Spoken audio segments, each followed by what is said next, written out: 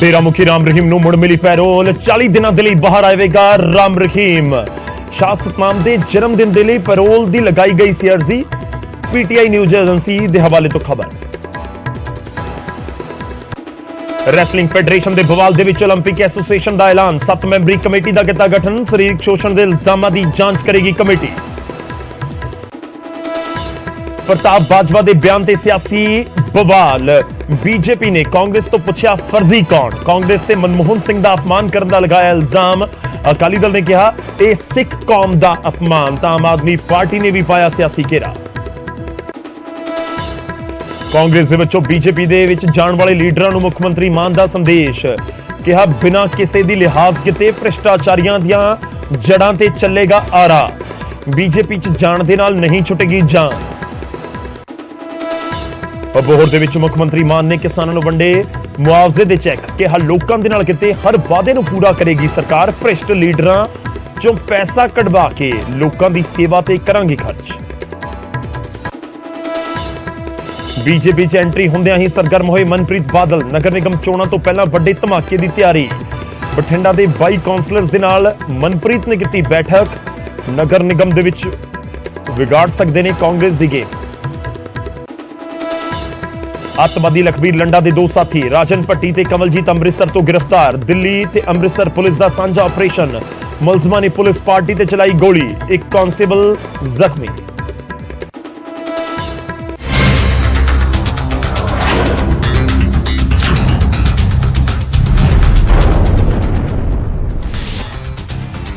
सत श्री अकाल, स्वागत है। गौरव शुक्ला मैं हां तुहाडे नाल हाज़र हां। फर्क तां पैंदा है लैके ਜਦੋਂ ਬਾਰ-ਬਾਰ ਪੈਰੋਲ ਮਿਲੇ, ਪੈਰੋਲ ਦੇ ਉੱਤੇ ਰੌਲਾ ਪਵੇ, ਸਿਆਸੀ ਬਿਆਨਬਾਜ਼ੀ ਹੋਵੇ, ਪੈਰੋਲ ਦੁਬਾਰਾ ਮਿਲੇ, ਫਿਰ ਫਰਕ ਤਾਂ ਪੈਂਦਾ ਹੈ।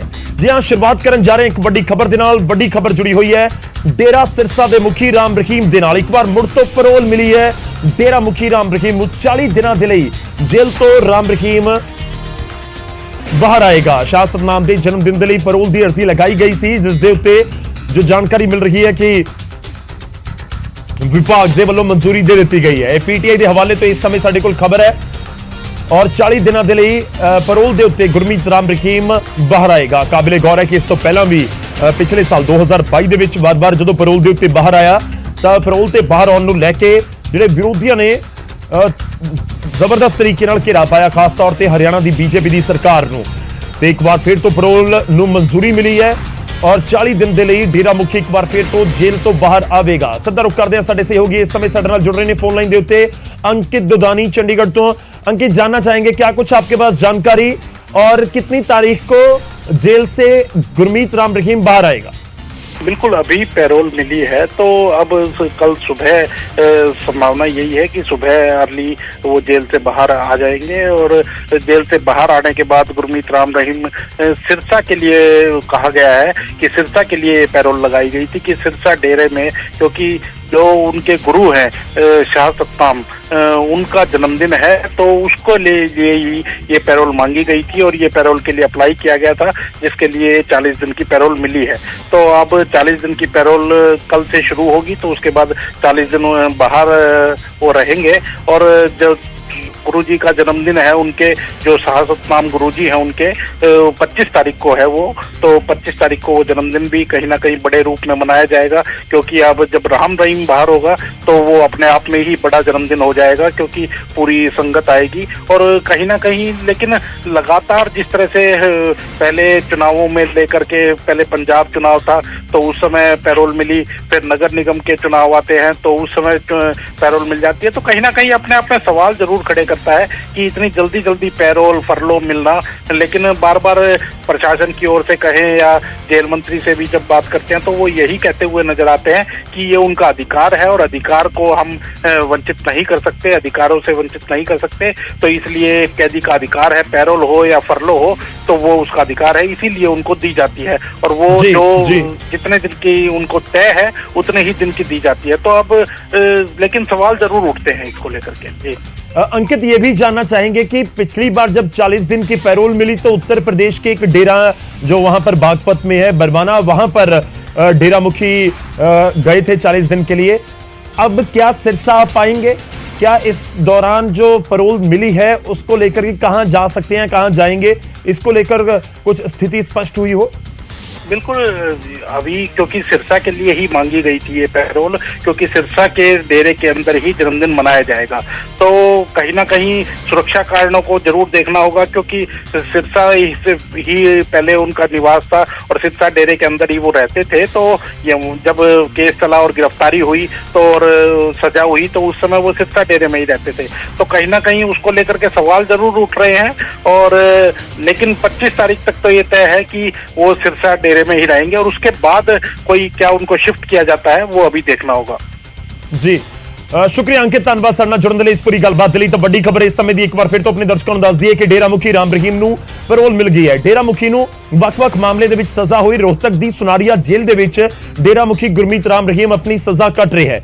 2017 ਦੇ ਵਿੱਚ ਸੀਬੀਆਈ ਦੀ ਵਿਸ਼ੇਸ਼ ਅਦਾਲਤ ਨੇ, ਪੰਚਕੂਲਾ ਅਦਾਲਤ ਨੇ ਰਾਮ ਰਹੀਮ ਨੂੰ ਸਜ਼ਾ ਸੁਣਾਈ ਸੀ ਸਰੀਰਕ ਸਾਧਵੀ ਸਰੀਰਕ ਸ਼ੋਸ਼ਣ ਮਾਮਲੇ ਦੇ ਵਿੱਚ। ਤੇ ਹੁਣ ਇੱਕ ਵਾਰ ਫਿਰ ਤੋਂ ਪੈਰੋਲ ਮਿਲੀ ਹੈ ਔਰ ਜੇਲ੍ਹ ਤੋਂ ਬਾਹਰ ਜਲਦ ਗੁਰਮੀਤ ਰਾਮ ਰਹੀਮ ਆਏਗਾ। ਸਿੱਧਾ ਰੁਕ ਕਰਦੇ ਇਸ ਸਮੇਂ ਸਾਡੇ ਨਾਲ ਫੋਨ ਲਾਈਨ ਦੇ ਉੱਤੇ ਗੁਰਚਰਨ ਗਰੇਵਾਲ ਜੀ ਜੁੜ ਰਹੇ ਨੇ, ਜਨਰਲ ਸਕੱਤਰ ਨੇ ਐਸਜੀਪੀਸੀ ਦੇ।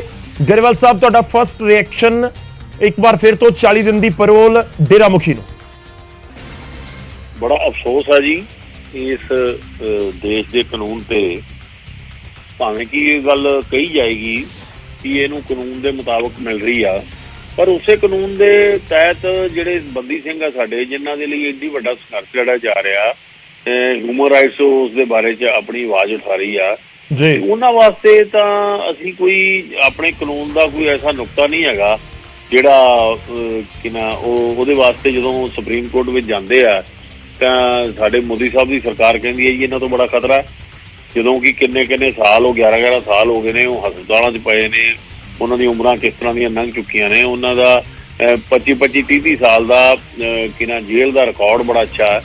ਤੇ ਇਹ ਗੱਲ ਮੈਨੂੰ ਇਹ ਲੱਗਦਾ ਕਿ ਅਸੀਂ ਇੱਥੇ ਬਹੁਤ ਰੌਲਾ ਪਾਉਂਦੇ ਹਾਂ ਤੇ ਵੇਲਾ ਖੜਾ ਕਰਦੇ ਹਾਂ ਕਿ ਅਸੀਂ ਇੱਕ ਸੰਸਕਾਰੀ ਦੇਸ਼ ਸਥਾਪਿਤ ਕਰਨਾ ਚਾਹੁੰਦੇ ਹਾਂ, ਤੇ ਇਸ ਗੱਲ ਦੇ ਵਿੱਚ ਕਿਹੜਾ ਸੰਸਕਾਰ ਜਿਹੜਾ ਅਸੀਂ ਪਰੋਸ ਰਹੇ ਹਾਂ ਜੀ, ਜਿਹਦੇ ਤੇ ਇਸੇ ਦੇਸ਼ ਦੀ ਨਿਆਂਪਾਲਿਕਾ ਨੇ ਬਲਾਤਕਾਰ ਦੇ ਕੇਸ ਲਾਏ ਨੇ, ਮਰਡਰ ਦੇ ਜੁਰਮ ਲਾਏ ਨੇ, ਉਹਦੇ ਸਜ਼ਾ ਭੁਗਤ ਰਹੇ ਨੇ। ਤੇ ਸਾਨੂੰ ਇਸ ਗੱਲ ਲਈ ਅਸੀਂ ਇੰਨੇ ਗੁਲਾਮ ਹੋ ਗਏ ਹਾਂ ਵੋਟਾਂ ਦੇ ਕਿ ਅਸੀਂ ਉਹਨਾਂ ਦੇ ਪ੍ਰਵਚਨ ਆਪਣੇ ਜਿਹੜੇ ਬੀਜੇਪੀ ਦੇ ਜਿਹੜੇ ਸਾਡੇ ਸਮਾਗਮ ਆ ਉਹਨਾਂ ਵਿੱਚ ਉਹਨਾਂ ਦੇ ਪ੍ਰਵਚਨ ਸੁਣਾ ਰਹੇ ਹਾਂ ਤੇ ਉਹਨਾਂ ਨੂੰ ਪਿਤਾ ਜੀ ਕਰਕੇ ਸੰਬੋਧਨ ਕਰ ਰਹੇ ਹਾਂ।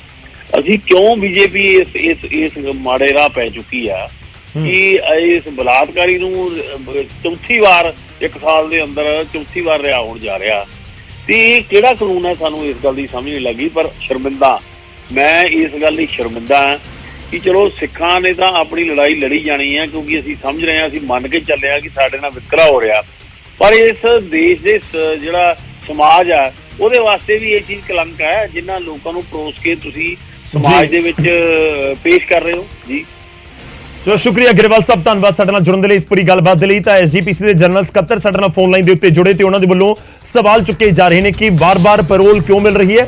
ਉਹਨਾਂ ਨੇ ਬੰਦੀ ਸਿੰਘਾਂ ਦੇ ਮੁੱਦੇ ਦੇ ਨਾਲ ਵੀ ਇਸ ਨੂੰ ਜੋੜਿਆ ਕਿ ਬੰਦੀ ਸਿੰਘਾਂ ਦਾ ਮੁੱਦਾ ਚੁੱਕਿਆ ਜਾ ਰਿਹਾ ਲਗਾਤਾਰ ਕਿ ਉਹਨਾਂ ਦੀ ਰਿਹਾਈ ਹੋਵੇ, ਉਹਨਾਂ ਦੇ ਬਾਰੇ ਕਿਉਂ ਸਰਕਾਰਾਂ ਨਹੀਂ ਸੋਚ ਰਹੀਆਂ ਤੇ ਡੇਰਾ ਮੁਖੀ ਨੂੰ ਕਿਉਂ ਵਾਰ-ਵਾਰ ਪੈਰੋਲ ਦਿੱਤੀ ਜਾ ਰਹੀ ਹੈ।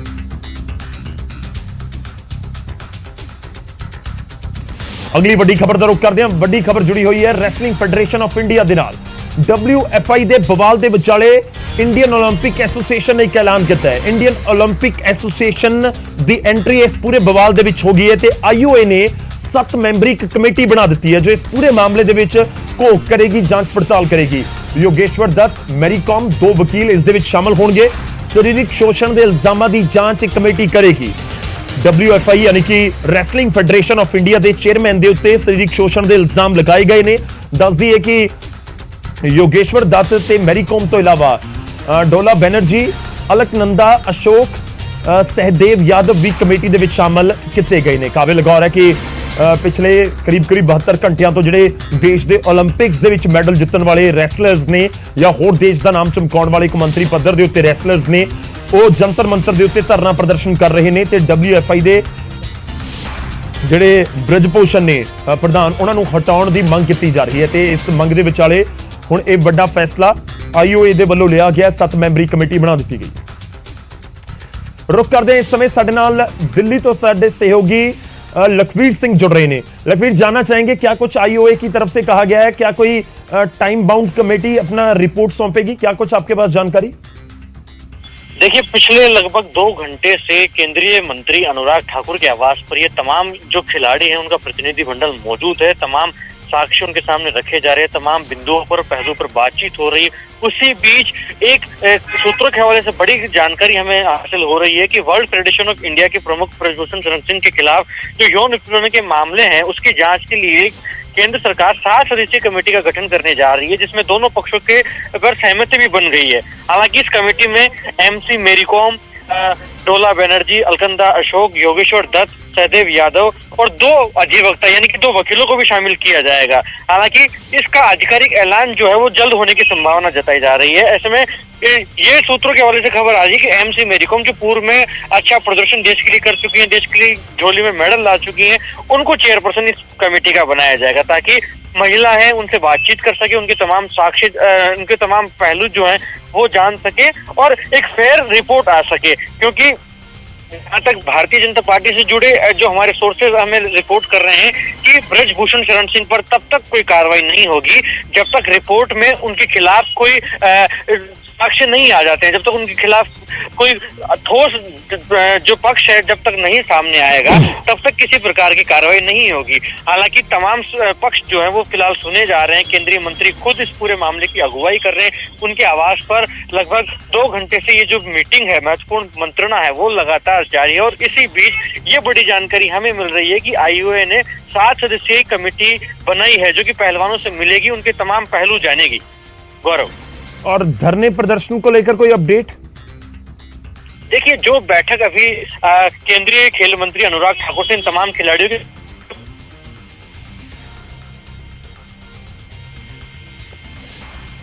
ठीक है लखबीर, धन्यवाद साडे नाल जुड़न दे लई। इस पूरी गलबात लई तुहाडी आवाज़ कट रही है और जिहड़ी जानकारी तुहाडे जरिए आई कि मीटिंग लगातार जारी है ते उस तो बाद क्लीयर होएगा कि धरने प्रदर्शन नूं लैके आखिर की कुछ फैसला जिहड़े खिडारी ने उन्हां दे वल्लों लिया जांदा है। आईओए दे वल्लों वड्डा ऐलान जरूर कर दिता गया। खैर, जदों वड्डे वड्डे खिडारी जाके जंतर मंतर दे उत्ते बैठ जाण, धरना प्रदर्शन करन ते इस विचाले सरकार भी मीटिंग दे लई आई ते दूजे पासे आईओए ने भी कमेटी बना दी। यानी वड्डे खिडारियां दे धरना प्रदर्शन करन नाल फर्क तां पैंदा है। उधर पंजाब दे मुख मंत्री भगवंत मान ने अबोहर दे विच किसानां नूं मुआवजे दे चैक वंडे तां निशाना बीजेपी च जाण वाले आगूआं ते भी साधिया।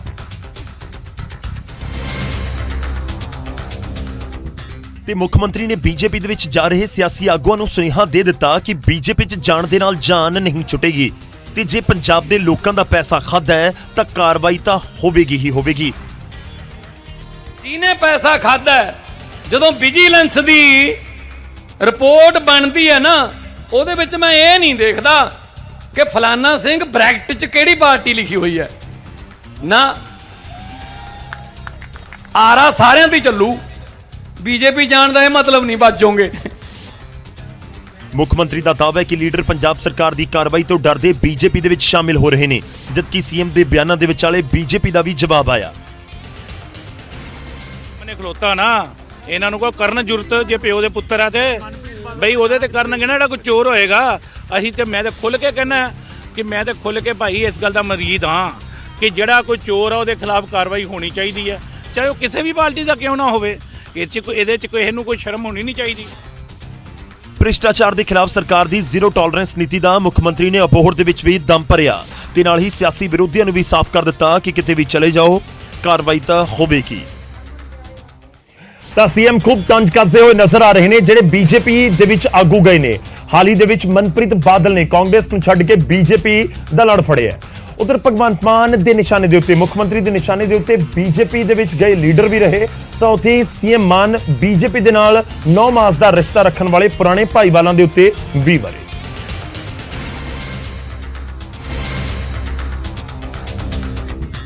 ਤੇ ਬੀਜੇਪੀ ਤੋਂ ਬਾਅਦ ਵਾਰੀ ਸੀ ਅਕਾਲੀ ਦਲ ਦੀ। ਇੱਥੇ ਵੀ ਸੀਐਮ ਮਾਨ ਆਪਣੇ ਹੀ ਅੰਦਾਜ਼ ਦੇ ਵਿੱਚ ਵਰੇ ਤੇ ਅਕਾਲੀ ਦਲ ਤੋਂ ਲੋਕਾਂ ਦਾ ਭਰੋਸਾ ਉੱਠਣ ਦਾ ਦਾਅਵਾ ਕਰ ਦਿੱਤਾ। ਅਕਾਲੀ ਦਲ ਤੇ ਲੋਕਾਂ ਨੂੰ ਭਰਮਾਉਣ ਦੇ ਲਈ ਹੱਥਕੰਡੇ ਅਪਣਾਉਣ ਦਾ ਇਲਜ਼ਾਮ ਵੀ ਲਗਾਇਆ। मैथों एक बारी कहा गया, मैं कहा जी अकाली दल 1920 शुरू 2019 खत्म, आ देख लो हो गया काम।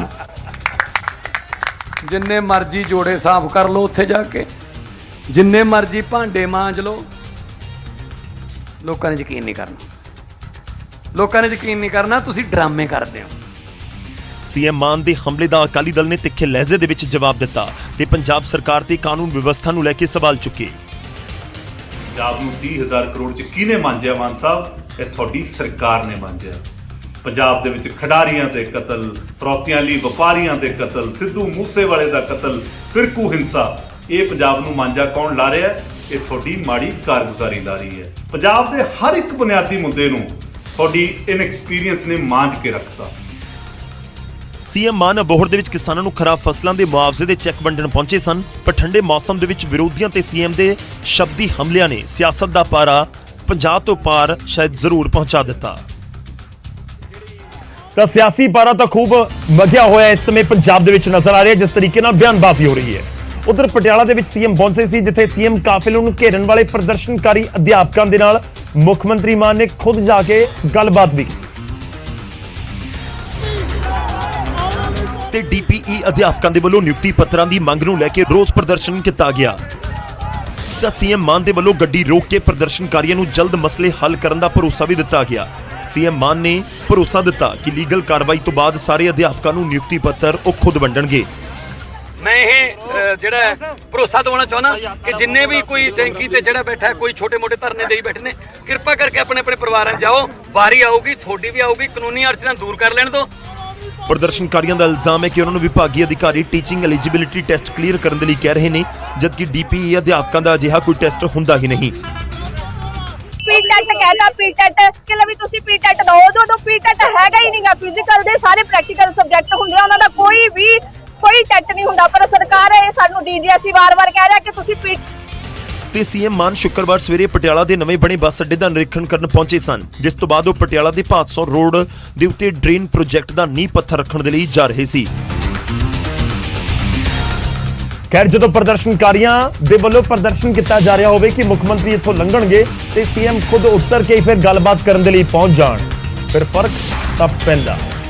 ਅਗਲੀ ਖਬਰ ਪਠਾਨਕੋਟ ਤੋਂ ਹੈ। ਪਠਾਨਕੋਟ ਰੈਲੀ ਦੇ ਵਿੱਚ ਰਾਹੁਲ ਗਾਂਧੀ ਦੀਆਂ ਤਾਰੀਫਾਂ ਕਰਦਿਆਂ ਫਰਜ਼ੀ ਸ਼ਬਦ ਦਾ ਇਸਤੇਮਾਲ ਕਰਨਾ ਪ੍ਰਤਾਪ ਸਿੰਘ ਬਾਜਵਾ ਨੂੰ ਸਿਆਸੀ ਵਿਵਾਦ ਦੇ ਵਿੱਚ ਖੜਾ ਕਰ ਗਿਆ। ਕਰਕੇ ਜਾਇਓ ਇੱਥੇ, ਜਦੋਂ 24 ਦੇ ਵਿੱਚ ਅਸੀਂ ਤੁਹਾਨੂੰ ਪ੍ਰਧਾਨ ਮੰਤਰੀ ਬਣਾਣਾ ਸੀ, ਕਿਸੇ ਹੋਰ ਨੂੰ ਨਹੀਂ ਜੇ ਬਣਾਣਾ। ਪ੍ਰਧਾਨ ਮੰਤਰੀ ਤੁਸੀਂ ਹੀ ਰਹੋਗੇ, ਅਸੀਂ ਹੋਰ ਨਹੀਂ ਤੇ ਕੋਈ ਵੀ ਫਰਜ਼ੀ ਬਣਾਣਾ। ਤੇ ਇਸ ਬਿਆਨ ਤੇ ਸਵਾਲ ਚੁੱਕਦਿਆਂ ਕਾਂਗਰਸ ਦੀਆਂ ਵਿਰੋਧੀ ਧਿਰਾਂ ਨੇ ਇਸ ਬਿਆਨ ਨੂੰ ਡਾਕਟਰ ਮਨਮੋਹਨ ਸਿੰਘ ਅਤੇ ਨਰਸਿਮਹਾ ਰਾਓ ਦੇ ਨਾਲ ਜੋੜ ਦਿੱਤਾ। ਅਸਲ 'ਚ ਪਠਾਨਕੋਟ ਰੈਲੀ 'ਚ ਪ੍ਰਤਾਪ ਬਾਜਵਾ ਰਾਹੁਲ ਗਾਂਧੀ ਦੇ ਸੋਲੇ ਗਾ ਰਹੇ ਸਨ ਤਾਂ ਉਹਨਾਂ ਕਹਿ ਦਿੱਤਾ ਕਿ ਸਾਲ 2024 ਦੇ ਵਿੱਚ ਸਾਨੂੰ ਰਾਹੁਲ ਗਾਂਧੀ ਪ੍ਰਧਾਨ ਮੰਤਰੀ ਚਾਹੀਦੇ ਨੇ। ਜਦੋਂ 24 ਦੇ ਵਿੱਚ ਅਸੀਂ ਤੁਹਾਨੂੰ ਪ੍ਰਧਾਨ ਮੰਤਰੀ ਬਣਾਣਾ ਸੀ, ਕਿਸੇ ਹੋਰ ਨੂੰ ਨਹੀਂ ਜੇ ਬਣਾਣਾ। ਇਹ ਵੀ ਫੈਸਲਾ ਇੱਥੇ ਸੁਣਾ ਕੇ ਜਾਇਓ। ਇਹ ਨਾ ਹੋਏ ਅਸੀਂ ਜਿਤਾ ਕੇ ਕੱਲੀਏ, ਤੁਸੀਂ ਕਹੋ ਨਾ ਦੂਜੇ ਨੂੰ ਬਣਾ ਦਿਓ, ਅਸੀਂ ਨਹੀਂ ਜੇ ਬਣਨਾ। ਇਹ ਗੱਲ ਸਟੇਜ ਤੋਂ ਸੁਣ ਲਓ। ਪ੍ਰਤਾਪ ਬਾਜਵਾ ਦਾ ਇਹੀ ਬਿਆਨ ਉਹਨਾਂ ਦੀ ਗਲੇ ਦੀ ਹੱਡੀ ਬਣਦਾ ਨਜ਼ਰ ਆ ਰਿਹਾ ਹੈ। ਆਮ ਆਦਮੀ ਪਾਰਟੀ ਨੇ ਤਾਂ ਸਵਾਲ ਚੁੱਕੇ ਕਿ ਕਾਂਗਰਸ ਬਾਜਵਾ ਦੇ ਬਿਆਨ ਦੇ ਨਾਲ ਸਹਿਮਤ ਹੈ ਜਾਂ ਨਹੀਂ। ਉਧਰ ਬੀਜੇਪੀ ਨੇ ਤਾਂ ਫਰਜ਼ੀ ਵਾਲੇ ਬਿਆਨ ਨੂੰ ਸਮੁੱਚੇ ਸਿੱਖਾਂ ਦੀ ਬੇਇੱਜ਼ਤੀ ਕਰਾਰ ਦੇ ਦਿੱਤਾ। ਤੇ ਮੈਂ ਸਮਝਦਾ ਕਿ ਫਿਰ ਸ਼੍ਰੀਮਤੀ ਸੋਨੀਆ ਗਾਂਧੀ ਜੀ ਨੂੰ, ਜਿਨ੍ਹਾਂ ਨੇ 10 ਸਾਲ ਡਾਕਟਰ ਮਨਮੋਹਨ ਸਿੰਘ ਨੂੰ प्रधान मंत्री बना के रखे, उन्होंने देश तो माफी मांगनी चाहिए। ये मैं कड़े शब्दों में इसकी निंदा भी कर रहा हूँ। मैं बहुत दुख और खेद हुआ है, पूर्व में एक सिख प्रधानमंत्री रहे हों जिन्होंने सिर पर दस्तार सजाकर देश और दुनिया में सिखों का मान बढ़ाया हो, उनको फर्जी कहना, उनको ये कहना कहां से पकड़ के ले आए। ਕਿਸੇ ਕਾਗੂ ਦੀ ਸ਼ਲਾਘਾ ਕਰਦਿਆਂ ਜੇਕਰ ਆਪਣੀ ਹੀ ਪਾਰਟੀ ਦੇ ਬਾਕੀ ਆਗੂਆਂ ਤੇ ਸਿੱਧਾ ਨਿਸ਼ਾਨਾ ਵੀ ਲੱਗ ਜਾਵੇ ਫਿਰ ਫਰਕ ਤਾਂ ਪੈਂਦਾ ਹੈ। ਪ੍ਰਧਾਨ ਮੰਤਰੀ ਤੁਸੀਂ ਹੀ ਰਹੋਗੇ, ਅਸੀਂ ਹੋਰ ਨਹੀਂ ਤੇ ਕੋਈ ਵੀ ਫਰਜ਼ੀ ਬਣਾਣਾ। ਆ ਕਈ ਪਹਿਲੇ ਲੈ ਆਂਦੇ ਨੇ ਇਹਨੂੰ। ਖੈਰ, ਜਦੋਂ ਜ਼ੁਬਾਨ ਤੋਂ ਨਾ ਚਾਹੁੰਦੇ ਹੋਏ ਕੋਈ ਅਲਫਾਜ਼ ਨਿਕਲ ਜਾਵੇ ਤੇ ਉਸ ਦੇ ਉੱਤੇ ਬਵਾਲ ਹੋ ਜਾਏ ਫਿਰ ਫਰਕ ਤਾਂ ਲਾਜ਼ਮੀ ਤੌਰ ਤੇ ਪੈਂਦਾ ਹੈ। ਉਧਰ ਪਠਾਨਕੋਟ ਰੈਲੀ ਤੋਂ ਬਾਅਦ ਪੰਜਾਬ ਦੇ ਵਿੱਚ ਭਾਰਤ ਜੋੜੋ ਯਾਤਰਾ ਤਾਂ ਸਮਾਪਤ ਹੋ ਗਈ, ਪਰ ਰਾਜਨੀਤੀ ਦੇ ਨਵੇਂ ਮਸਲੇ ਖੜੇ ਜ਼ਰੂਰ ਹੋ ਗਏ। ਇਹਨਾਂ ਸਭ ਦੇ ਵਿੱਚੋਂ ਵੱਧ ਭਖਿਆ ਹੋਇਆ ਹਾਈ ਕਮਾਨ ਦਾ ਮੁੱਦਾ। ਪਠਾਨਕੋਟ ਰੈਲੀ ਦੇ ਵਿੱਚ ਜਿੱਥੇ ਰਾਹੁਲ ਗਾਂਧੀ ਨੇ ਪੰਜਾਬ ਸਰਕਾਰ ਤੇ ਨਿਸ਼ਾਨਾ ਸਾਧਿਆ ਸੀ ਤਾਂ ਉੱਥੇ ਹੀ ਪੰਜਾਬ ਸਰਕਾਰ ਨੂੰ ਰਿਮੋਟ ਕੰਟਰੋਲ ਦੇ ਨਾਲ ਚਲਾਏ ਜਾਣ ਦਾ ਬਿਆਨ ਵੀ ਦਿੱਤਾ ਸੀ। आम आदमी पार्टी से कांग्रेस पार्टी पंजाब में लड़ेगी, हम आपको हराएंगे, मगर अगर ये किसान कहे रिमोट कंट्रोल सरकार है और मैं पूछूं रिमोट कंट्रोल मतलब और वो कहे राघव चड्ढा मतलब आरसी, तो ये सही बात नहीं। पंजाब को पंजाब से चलाना चाहिए। ਪਰ ਰਾਹੁਲ ਦੇ ਇਸ ਰਿਮੋਟ ਕੰਟਰੋਲ ਵਾਲੇ ਬਿਆਨ ਤੇ ਸ਼ੁੱਕਰਵਾਰ ਨੂੰ ਪੰਜਾਬ ਕਾਂਗਰਸ ਅਤੇ ਪੰਜਾਬ ਆਮ ਆਦਮੀ ਪਾਰਟੀ ਦੀ ਸਿਆਸਤ ਸੋਸ਼ਲ ਮੀਡੀਆ ਦੇ ਉੱਤੇ ਗਰਮਾ ਗਈ। ਆਮ ਆਦਮੀ ਪਾਰਟੀ ਪੰਜਾਬ ਨੇ ਟਵੀਟ ਕਰਦਿਆਂ ਲਿਖਿਆ, ਗਾਂਧੀ ਪਰਿਵਾਰ ਦਾ ਬੁਲਾਵਾ ਆਉਂਦਾ ਰਿਹਾ, ਪੰਜਾਬ ਦਾ ਸੀਐਮ ਚਰਨਜੀਤ ਚੰਨੀ ਦਿੱਲੀ ਜਾਂਦਾ ਰਿਹਾ। ਕਾਂਗਰਸ ਦੇ 52 ਸਾਲਾ ਯੁਵਾ ਰਾਹੁਲ ਗਾਂਧੀ ਜੀ ਬਦਾਮ ਖਾਇਆ ਕਰੋ, ਯਾਦਾਸ਼ਤ ਕਮਜ਼ੋਰ ਹੋ ਗਈ ਹੈ ਤੁਹਾਡੀ। ਤਾਂ ਇਸ ਦਾ ਜਵਾਬ ਦਿੰਦਿਆਂ ਪੰਜਾਬ ਕਾਂਗਰਸ ਨੇ ਵੀ ਟਵੀਟ ਕਰ ਦਿੱਤਾ, ਇਹ ਦਿੱਲੀ ਦੇ ਦੌਰਿਆਂ ਬਾਰੇ ਨਹੀਂ ਹੈ, ਇਹ ਇਸ ਸੱਚਾਈ ਬਾਰੇ ਹੈ ਕਿ ਦਿੱਲੀ ਦੇ ਲੋਕਾਂ ਦੇ ਪੰਜਾਬ ਸਕੱਤਰੇਤ ਦੇ ਵਿੱਚ ਦਫ਼ਤਰ ਹਨ ਅਤੇ ਉਹ ਸ਼ਰਤਾਂ ਤੈਅ ਕਰ ਰਹੇ ਹਨ। ਪਰ ਰਾਘਵ ਚੱਡਾ ਦੇ ਨਿਯੁਕਤੀ ਪੱਤਰ ਦਾ ਕੀ ਹੋਇਆ? ਸਟੇਜ ਤੋਂ ਦਿੱਤੇ ਜਾਣ ਵਾਲੇ ਬਿਆਨਾਂ ਤੇ ਜਦੋਂ ਸੋਸ਼ਲ ਮੀਡੀਆ ਤੱਕ ਸਿਆਸੀ ਜੰਗ ਭਖ ਜਾਵੇ ਫਿਰ ਫਰਕ ਤਾਂ ਪੈਂਦਾ ਹੈ। उधर साबका खजाना मंत्री मनप्रीत सिंह बादल बीजेपी ज्वाइन कर चुके ने। बीजेपी ज्वाइन करते ही एक्शन मोड दे विच भी खास तौर ते बठिंडा च नजर आए। ਤੇ ਬੀਜੇਪੀ ਦੇ ਹੋਏ ਮਨਪ੍ਰੀਤ ਬਾਦਲ ਨੇ ਕਾਂਗਰਸ ਵਿੱਚ ਸਿੱਧੇ ਅਸਿੱਧੇ ਤੌਰ ਤੇ ਸਨਮਾਰੀ ਦੀ ਸ਼ੁਰੂਆਤ ਵੀ ਕਰ ਦਿੱਤੀ। ਮਨਪ੍ਰੀਤ ਬਾਦਲ ਨੇ ਬਠਿੰਡਾ ਨਗਰ ਨਿਗਮ ਦੇ 41 ਕਾਉਂਸਲਰਸ ਦੇ ਨਾਲ ਆਪਣੇ ਜੱਦੀ ਪਿੰਡ ਲੰਬੀ 'ਚ ਮੀਟਿੰਗ ਕੀਤੀ, ਜਿਸ ਦੇ ਵਿੱਚ 20 ਕਾਉਂਸਲਰ ਕਾਂਗਰਸ ਦੇ ਵੀ ਸ਼ਾਮਲ ਸਨ। ਹਾਲਾਂਕਿ ਮੀਟਿੰਗ ਨੇ ਮੀਡੀਆ ਸੁਰਖੀਆਂ ਦੇ ਵਿੱਚ ਵੱਡਾ ਭੁਚਾਲ ਲਿਆ ਦਿੱਤਾ, ਪਰ ਦੂਜੇ ਪਾਸੇ ਬਠਿੰਡਾ ਤੋਂ ਕਾਂਗਰਸ ਦੇ ਸ਼ਹਿਰੀ ਪ੍ਰਧਾਨ ਕਾਉਂਸਲਰਾਂ ਦਾ ਬਚਾਅ ਕਰਦੇ ਨਜ਼ਰ ਆਏ ਤੇ ਇਸ ਨੂੰ ਬੀਜੇਪੀ 'ਚ ਸ਼ਾਮਲ ਹੋਏ ਮਨਪ੍ਰੀਤ ਬਾਦਲ ਦੇ ਨਾਲ ਫਾਰਮਲ ਮੀਟਿੰਗ ਦੱਸਿਆ। ਮੈਂ ਪਹਿਲਾਂ ਤਾਂ ਉਹਨਾਂ ਕਾਉਂਸਲਰਸ ਨੂੰ ਬੇਨਤੀ ਕਰੂੰਗਾ ਵੀ ਤੁਸੀਂ ਨਿੱਜੀ ਸਬੰਧ ਮਿਲਿਆ ਕੋਈ ਗੱਲ ਨਹੀਂ, ਥੋੜਾ ਜਾ ਇੱਕ ਵਾਰ ਜਾਏ ਕੋਈ ਗੱਲ ਨਹੀਂ, ਪਰ ਅੱਜ ਤੋਂ ਬਾਅਦ ਇਹ ਜੇ ਕੋਈ ਕੰਮ ਨਾ ਕਰੋ ਕਿਉਂਕਿ ਕਾਂਗਰਸ ਪਾਰਟੀ ਦੀ ਵਿਚਾਰਧਾਰਾ ਕੁਝ ਹੋਰ ਹੈ। ਖੈਰ ਮੀਟਿੰਗ ਰਸਮੀ ਹੈ ਜਾਂ ਗੈਰ ਰਸਮੀ ਇਹ ਤਾਂ ਸਮਾਂ ਦੱਸੇਗਾ, ਪਰ ਕਹਿੰਦੇ ਨੇ ਕਿ ਸਿਆਸਤ ਦੇ ਵਿੱਚ ਕੋਈ ਵੀ ਕੰਮ ਬਿਨਾਂ ਮਤਲਬ ਦੇ ਨਹੀਂ ਹੁੰਦਾ। ਅਜਿਹੇ 'ਚ ਮੀਟਿੰਗ ਘੱਟ ਤੇ ਕਾਂਗਰਸ ਦੇ ਲਈ ਖਤਰੇ ਦੀ ਘੰਟੀ ਜ਼ਿਆਦਾ ਲੱਗ ਰਹੀ ਹੈ। ਤਾਂ ਕਿ ਬਠਿੰਡਾ ਦੇ ਵਿੱਚ ਨਗਰ ਨਿਗਮ ਦੇ ਇਲੈਕਸ਼ਨਸ ਦੇ ਦੌਰਾਨ ਮਨਪ੍ਰੀਤ ਬਾਦਲ ਕਾਂਗਰਸ ਦੀ ਗੇਮ ਵਿਗਾੜ ਸਕਦੇ ਨੇ। ਸਵਾਲ ਇਹ ਵੀ ਹੈ ਕਿ ਬੀਜੇਪੀ ਦੇ ਪੱਖ ਦੇ ਵਿੱਚ ਪੂਰੀ ਗੇਮ ਜਾ ਸਕਦੀ ਹੈ, ਖੈਰ ਦੇਖਣਾ ਹੋਏਗਾ। ਉਧਰ ਕੇਂਦਰੀ ਮੰਤਰੀ ਹਰਦੀਪ ਪੁਰੀ ਨੇ ਭਵਿੱਖ ਦੇ ਵਿੱਚ ਪੰਜਾਬ ਬੀਜੇਪੀ ਦੇ ਮਜ਼ਬੂਤ ਹੋਣ ਦਾ ਦਾਅਵਾ ਕੀਤਾ। ਉਹ ਲੁਧਿਆਣਾ ਪਹੁੰਚੇ ਹੋਏ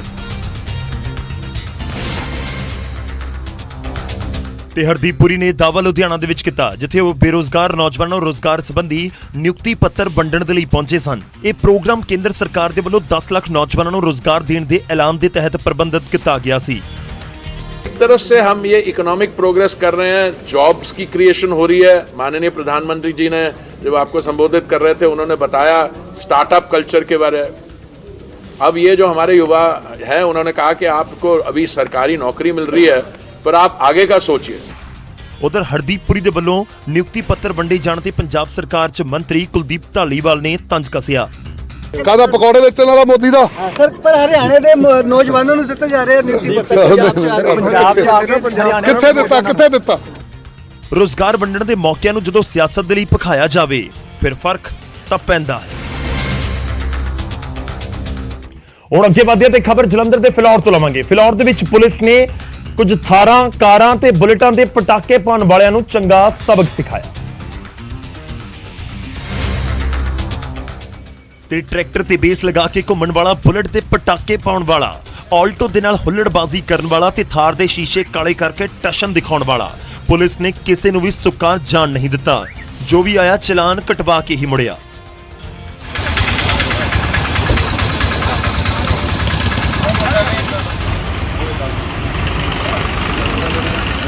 ਤੇ ਫਿਲੌਰ ਪੁਲਿਸ ਨੇ ਸਥਾਨਕ ਲੱਕੜ ਮੰਡੀ ਦੇ ਵਿੱਚ ਨਾਕਾ ਲਗਾ ਕੇ ਹੁੱਲੜਬਾਜ਼ਾਂ ਦੇ ਨਾ ਸਿਰਫ ਚਲਾਨ ਕੀਤੇ ਸਗੋਂ ਕਈਆਂ ਨੂੰ ਚੇਤਾਵਨੀ ਵੀ ਦਿੱਤੀ। ਵਰਨੇਬਲ ਪੁਆਇੰਟ ਸੀਗੇ ਉਹ ਵੀ ਚੈੱਕ ਕੀਤੇ ਆ, ਜਿਹੜੇ ਹਾਈ ਡਾਟਸ ਨੇ ਉਹ ਵੀ ਚੈੱਕ ਕੀਤੇ। ਇਸ ਤਰ੍ਹਾਂ ਅਸੀਂ ਨਾਕੇ ਲਗਾ ਕੇ ਜਿਹੜੇ ਟ੍ਰਿਪਲਿੰਗ ਵਹੀਕਲ ਸੀਗੇ ਉਹਨਾਂ ਦੇ ਚਲਾਨ ਕੀਤੇ ਗਏ ਆ। ਜਿਹੜੇ ਬੁਲਟ ਮੋਟਰਸਾਈਕਲ ਸੀਗੇ ਜਿਹੜੇ ਪਟਾਕੇ ਵਗੈਰਾ ਮਾਰਦੇ ਸੀ ਉਹਨਾਂ ਦੇ ਚਲਾਨ ਕੀਤੇ ਹਨ।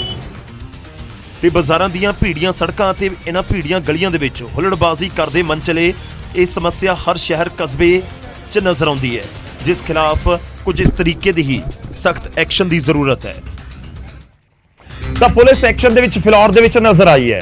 ਗੱਡੀਆਂ ਦੇ ਕਾਲੇ ਸ਼ੀਸ਼ੇ ਉਤਰਵਾ ਦਿੱਤੇ ਗਏ। ਜਿਹੜੀ ਫਿਲਮ ਚੜਾਈ ਹੁੰਦੀ ਹੈ ਉਹ ਹੁਣ ਵੀ ਕਈ ਲੋਕਾਂ ਨੇ ਚੜਵਾਈ ਹੋਈ ਸੀ, ਖਾਸ ਤੌਰ ਤੇ ਜੋ ਥਾਰ ਚਲਾ ਰਹੇ ਸੀ। ਅੱਗੇ ਵਧਦੇ ਤੇ ਵਾਰੀ ਅੱਜ ਦੇ ਸਵਾਲ ਦੀ ਹੈ ਤੇ ਅੱਜ ਦਾ ਸਵਾਲ ਇਸ ਖਬਰ ਦੇ ਨਾਲ ਹੀ ਜੁੜਿਆ ਹੋਇਆ ਹੈ। ਕਿਉਂਕਿ ਪੁਲਿਸ ਮੁਹਿੰਮ ਚਲਾਉਂਦੀ ਨਜ਼ਰ ਆਈ ਜਲੰਧਰ ਦੇ ਵਿੱਚ, ਜਿੱਥੇ ਗੱਡੀਆਂ ਦੇ ਸ਼ੀਸ਼ੇ ਜਿਹੜੇ ਕਾਲੇ ਕਰਵਾਏ ਹੋਏ ਸੀ ਫਿਲਮ ਚੜਾ ਕੇ ਉਸ ਨੂੰ ਉਤਰਵਾਇਆ ਗਿਆ। ਇਸ ਕਰਕੇ ਸਵਾਲ ਉਸ ਦੇ ਨਾਲ ਹੀ ਜੁੜਿਆ ਹੋਇਆ ਪੁੱਛ ਰਿਹਾ ਕਿ ਸੁਪਰੀਮ ਕੋਰਟ ਨੇ ਗੱਡੀਆਂ ਦੇ ਸ਼ੀਸ਼ਿਆਂ ਦੇ ਉੱਤੇ ਵਕਤ ਤੋਂ ਫਿਲਮ ਚੜਾਉਣ ਦੇ ਉੱਤੇ ਕਦੋਂ ਤੋਂ ਪਾਬੰਦੀ ਲਗਾਈ ਸੀ। 4 ਆਪਸ਼ਨ ਤੁਹਾਨੂੰ ਦੇ ਰਹੇ ਹਾਂ। A 2002 ਦੇ ਵਿੱਚ, B 2012 ਦੇ ਵਿੱਚ, ਆਪਸ਼ਨ C 2010 ਦੇ ਵਿੱਚ ਜਾਂ ਆਪਸ਼ਨ D 2014 ਦੇ ਵਿੱਚ।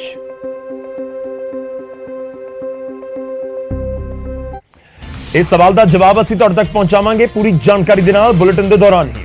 ਹੁਣ ਗੱਲ ਜਲੰਧਰ ਦੇ ਲਤੀਫਪੁਰਾ ਦੀ, ਜਿੱਥੇ ਕਰੀਬ 92 ਮਰਲੇ ਜ਼ਮੀਨ ਦੀਆਂ ਕਰੀਬ 10 ਫਰਜ਼ੀ ਰਜਿਸਟਰੀਆਂ ਦਾ ਮਾਮਲਾ ਸਾਹਮਣੇ ਆਇਆ।